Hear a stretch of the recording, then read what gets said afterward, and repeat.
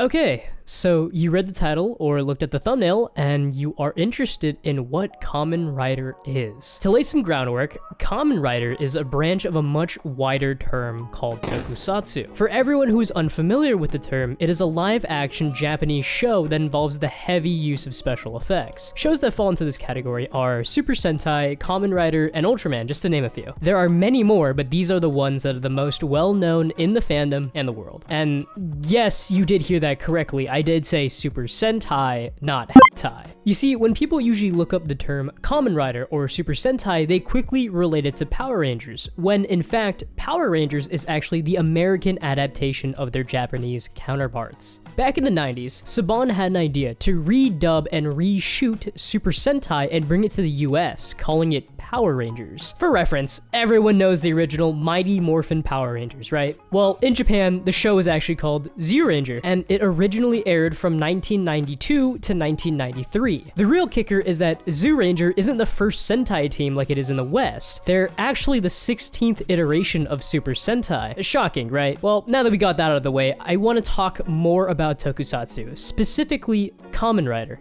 So, what is Kamen Rider? It is basically a sometimes darker version of Super Sentai, but with a couple people who have powers. The stark difference is that Sentai is usually team-oriented, with various colors and 6th Sentai that show up. Kamen Rider is distinctively different in the fact that instead of working in a whole team with the same uniforms, they usually focus on independent parties or smaller groups of 3 to 4 people. Kamen Rider is a very formulaic show, with it being a monster of the week usually. They all wear masks because Kamen Rider translates to masked rider, and they ride motorcycles. They also have movies, a shit ton of movies. They rely heavily on hype and do a bunch of crossover movies with previous riders to draw people back in. The main goal of Kamen Rider is to get people to buy their toys and merchandise, so they heavily market their rider belts. The protagonists of the show use these belts to transform and say the word henshin to don the powers needed to fight the threats of the show. My introduction to Kamen Rider was actually one of the 2 American adaptations of the show. My gateway was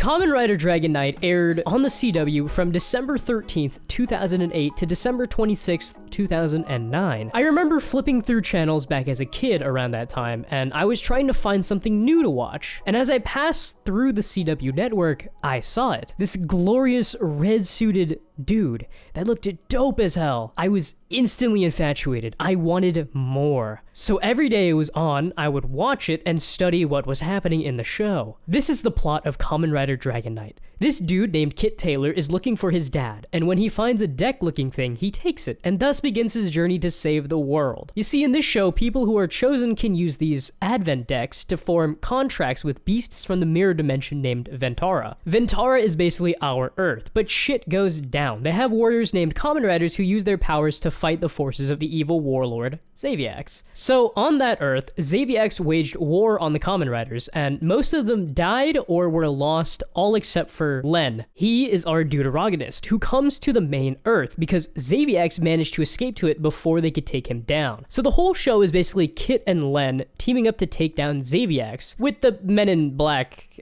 helping them out. Yeah. As a kid, this was insane to me. It was so dark compared to Power Rangers, and I was instantly hooked. So after this show ended, I eagerly awaited for another show to pop up. Until it didn't.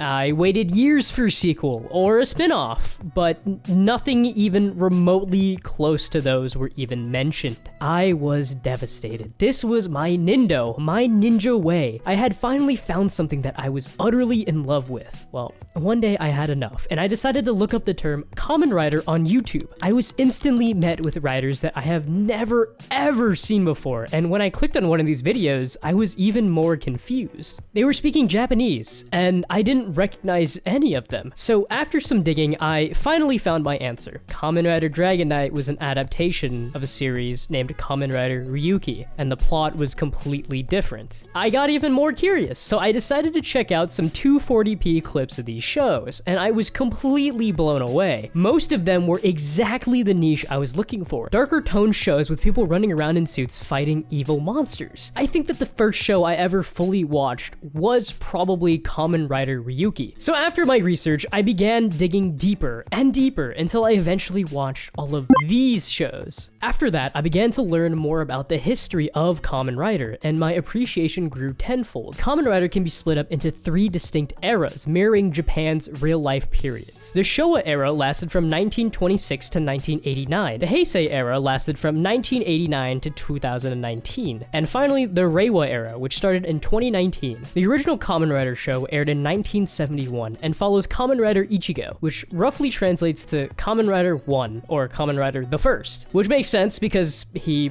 is the first. The plot of the show is as follows. College student Takeshi Hongo goes on his journey to stop the evil forces of the Shocker organization. After him, then came Kamen Rider 2, Kamen Rider V3, Rider Man, Kamen Rider X, Kamen Rider Amazon, Stronger, Sky Rider, ZX, Black, Black RX, Shin Kamen Rider Zo, and Kamen Rider J. These are the OGs, and they basically laid the groundwork for what Kamen Rider is today. As you can tell, this era of Kamen Rider all have something in common. They all have some bug-themed motif. This is a very common thing that doesn't really go away until we get to the Heisei era. Hence, in the Kamen Rider community, we have the ongoing joke of dubbing it Karate Fighting Bugmen. The Heisei era is actually split up into 2, with it being dubbed Heisei Phase 1 and Heisei Phase 2. Heisei Phase 1 riders are as follows: Kamen Rider Kuga, Agito, Ryuki, Faiz, Blade, Hibiki, Kabuto, Den-O, Kiva, and finally Decade, or Decade. This was the prime era for me, and I have some very fond memories of watching a lot of these series. So here's the extreme kicker. Kamen Rider Decade is kind of an anniversary season. It was the 10th season in the new era, so it was dubbed the 10th anniversary of Kamen Rider, and it was the end of the decade, so they named him Kamen Rider Decade. It follows this dude named Tsukasa Kadoya and his companion Natsumi Hikari as they try to venture to parallel worlds of the Heisei Riders and unravel Tsukasa's past, as he is destined to become the destroyer of worlds. All of these worlds are alternate realities of the main continuity riders, and they serve as a commemoration of the riders that came before Decade. If this sounds interesting to you, then I recommend you check it out, but with a very serious caveat. Most of these depictions are not at all like how the main continuity riders are portrayed in the original series. But I do recommend people watch it, because since it goes through them so quickly, you can be, oh shit, that bug dude with the blue eyes is so cool, dude. Let me check out his original series.